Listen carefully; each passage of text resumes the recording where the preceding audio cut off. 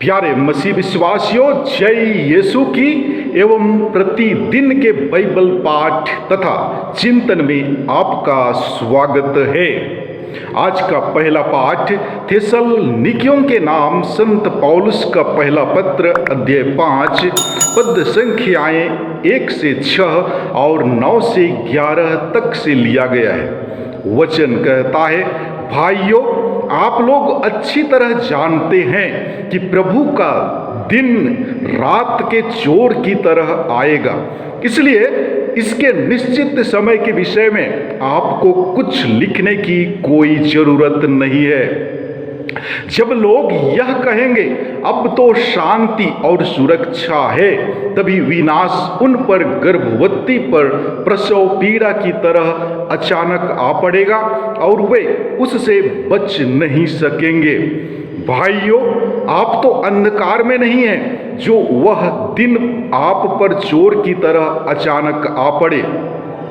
आप सब ज्योति के संतान हैं, दिन की संतान हैं। हम रात या अंधकार के नहीं हैं। इसलिए हम दूसरों की तरह नहीं सोएं, बल्कि जागते हुए सतर्क रहें। ईश्वर यह नहीं चाहता कि हम उसके कोप भजन बने, बल्कि अपने प्रभु ईसा मसीह के द्वारा मुक्ति प्राप्त करें। मसीह हमारे लिए मरे, जिससे वह चाहे जीवित हो या मर गए हों, उनसे संयुक्त होकर जीवन बिताएं। इसलिए आपको एक दूसरे को प्रोत्साहन और सहायता देनी चाहिए, जैसा कि आप कर रहे हैं। प्रभु की वाणी। ईश्वर को धन्यवाद। और आज का सुसमाचार पाठ संत लूकस के अनुसार पवित्र सुसमाचार अध्याय 4 पद संख्याएं 31 से 37 तक से लिया गया है। वचन कहता है, वे गलीलिया के कफरनाहुम नगर आए और विश्राम के दिन लोगों को शिक्षा दिया करते थे। लोग उनकी शिक्षा सुनकर अचंभे में पड़ जाते थे, क्योंकि वे अधिकार के साथ बोलते थे। सभागृह में एक मनुष्य था जो अशुद्ध आत्मा के वश में था। वह ऊंचे स्वर से चिल्ला उठा, ईसा नाजरी, हमसे आपको क्या आप हमारा सर्वनाश करने आए हैं? मैं जानता हूं कि आप कौन हैं, ईश्वर के भेजे हुए परम पावन पुरुष। ईसा ने यह कहते हुए उसे डांटा, चुप रह, इस मनुष्य से बाहर निकल जा। अपदूत ने सबके देखते देखते उस मनुष्य को भूमि पर पटक दिया और उसकी कोई हानि किए बिना वह उससे बाहर निकल गया। सब विस्मित हो गए और आपस में यह कहते रहे, यह क्या बात है? वे अधिकार तथा सामर्थ्य के साथ अशुद्ध आत्माओं को आदेश देते हैं और वे निकल जाते हैं। इसके बाद ईसा की चर्चा उस प्रदेश के कोने कोने में फैल गई। प्रभु का सुसमाचार। हे ख्रिस्त, तेरी स्तुति हो। प्यारे मसीह विश्वासियों, आज के पाठों में हम ईश्वर की अद्भुत शक्ति के बारे में सुनते हैं। इसी शक्ति के द्वारा प्रभु यीशु ख्रिस्त, जो अशुद्ध आत्मा के वश में था, उसे चंगा करते हैं। अपदूत आत्मा भी ईश्वरीय शक्ति को पहचानता है। हम उसके मुख से सुनते हैं, आप ईश्वर द्वारा भेजे गए परम पावन पुरुष हैं। प्रभु यीशु ख्रिस्त इस दुनिया में आए हम सभी की भलाई के लिए, लेकिन हमें जरूरत है जागरूकता की। जैसे हमें संत पौलुस अपने पत्र में कहते हैं, जागते रहो, हम ज्योति के संतान हैं। हमारा विश्वास मजबूत रहे। यीशु ख्रिस्त ही हमारा उद्धारक है। जी हाँ, संत पौलुस लिखते हैं, आप सब ज्योति की संतान हैं, अतः अंधकार में जीवन को त्याग कर एक नया जीवन शुरुआत करें। आलसी, निरुद्देश्य और निरुत्तरदायी जीवन को छोड़कर उत्तम जीवन की एक नई शुरुआत करें। शैतान आज भी हम मनुष्यों के मन और हृदय में बुराई का बीज पैदा करता है। यही कारण है कि हम ईश्वर तथा अपने भाई बहनों के विरुद्ध पाप करते हैं। जरूरी है कि उस अपदूत से छुटकारा पाने के लिए हम यीशु के सामने खड़े हो जाएं। और आज के सुसमाचार में हम प्रभु यीशु को बुराई के विरुद्ध लड़ते हुए देखते हैं। उन्होंने एक अपदूत ग्रस्त को चंगा कर दिया। अपदूत को उस मनुष्य से निकालकर अपनी ईश्वरीय शक्ति को प्रकट किया। उसके बाद यीशु अधिकार के साथ शिक्षा देते हुए हमें बतलाना चाहते हैं कि हम भी शैतान और बुराइयों पर विजय प्राप्त कर सकते हैं। जी हाँ, मानव जीवन अच्छाई और बुराई का संघर्ष है। यह संसार हमारे लिए जंग का मैदान है।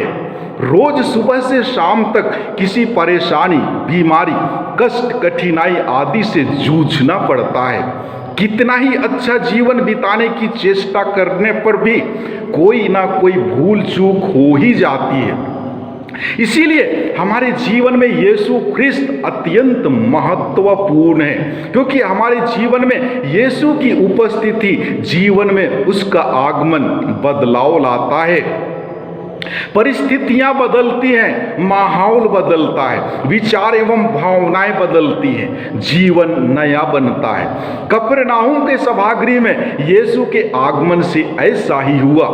अगर हम भी अपने व्यक्तिगत, पारिवारिक, सामाजिक अथवा कलीसियाई जीवन की परिस्थितियां बदलना चाहते हैं तो यीशु को अपने बीच लाने की जरूरत है। उनके वचन को जीवन में क्रियाशील होने देने की जरूरत है। प्रभु के वचन में सामर्थ्य है, उसके वचन में शक्ति है हमारे जीवन को बनाने की, उसका नवनिर्माण करने की। प्रभु के वचन को एक बार अपने जीवन में क्रियाशील होने का मौका तो दें। सुसमाचार में हमने पढ़ा कि यीशु अधिकार के साथ बोलता था। जी हाँ, यीशु ख्रिस्त ने अपने जीवन में जो भी किया या बोला अधिकार के साथ किया और बोला। इसका एकमात्र कारण है पवित्रता। हम जानते हैं कि यीशु ईश्वर के पुत्र थे और स्वयं ईश्वर भी थे, लेकिन यह भी सत्य है कि वे ईश्वर होने के साथ साथ हम मनुष्यों की तरह भी थे।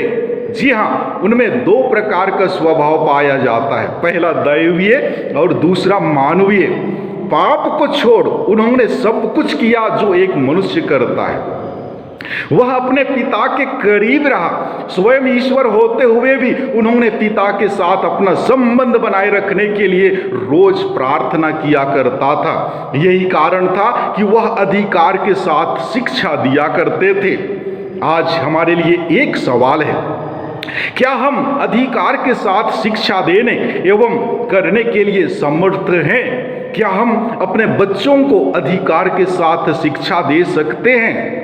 मुझे विश्वास है कि कोई भी व्यक्ति हाँ में जवाब नहीं दे सकता है, क्योंकि हम जैसे बोलते हैं खुद नहीं करते हैं, तो हम दूसरों को कैसे अधिकार के साथ शिक्षा दे सकते हैं? इसलिए प्रभु यीशु ने संत लूकस के सुसमाचार अध्याय 6 पद संख्या 39 से 42 तक में कहा है, क्या एक अंधा दूसरे अंधे को राह दिखा सकता है? क्या दोनों ही गड्ढे में नहीं गिरेंगे? जब तुम्हें अपनी ही आंख की धरन का पता नहीं तो तुम अपने भाई की आंख का तिनका क्यों देखते हो? जब तुम अपनी ही आंख का धरन नहीं देखते हो तो अपने भाई से कैसे कह सकते हो, भाई मैं तुम्हारी आंख का तिनका निकाल दूं? ढोंगी, पहले अपनी ही आंख की धरन निकालो, तभी तुम अपने भाई की आंख का तिनका निकालने के लिए अच्छी तरह देख सकोगे। कहने का तात्पर्य यह है कि जब हम खुद गलत कार्य करते हैं, गलत संगति करते हैं, कई प्रकार की बुराइयों से जकड़े हुए हैं, ईर्ष्या, द्वेष, घृणा, टीका टिप्पणी करते हैं, तो हम दूसरों को कैसे समझा सकते हैं? कैसे हम अधिकार के साथ कह सकते हैं कि जिस राह पर तुम चल रहे हो गलत है। इसीलिए सबसे पहले तो हमें विश्वास में मजबूत बनने की जरूरत है। ईश्वर के साथ अपने संबंध को मजबूत बनाने की आवश्यकता है। उनकी शिक्षा के अनुरूप चलने की आवश्यकता है। हमेशा न्याय एवं सच्चाई के रास्ते पर कदम रखना है, तभी तो हम दूसरों के ऊपर अधिकार जता सकते हैं या उन्हें पूर्ण अधिकार के साथ शिक्षा दे सकते हैं। तो आइए हम ईश्वर से प्रार्थना करें कि वे हमें पवित्र आत्मा की कृपादानों से भर दे, ताकि हम प्रभु की शिक्षा के अनुसार जीवन यापन करने की कोशिश करें। आमीन।